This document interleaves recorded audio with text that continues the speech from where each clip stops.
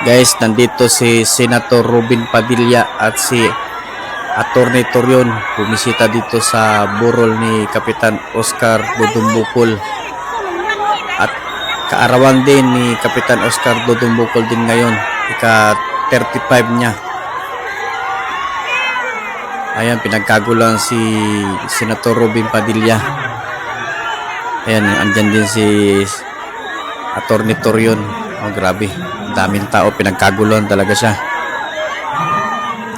Sobrang tuwa ng mga taga 3 de Mayo dahil bumisita si Senator Robin Padilla. Ito na yung hinihintay ng mga tao, ang hustisya. Ayan,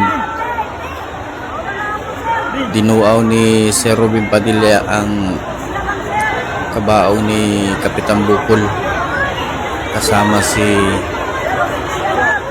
Senyor Bukol, ang tatay ni Kapitan Dodong Oscar Bukol.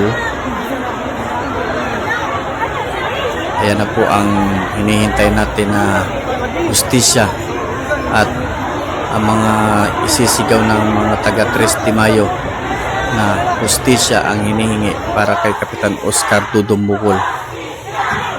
Ayan, nagsisigawan na sila ng hustisya.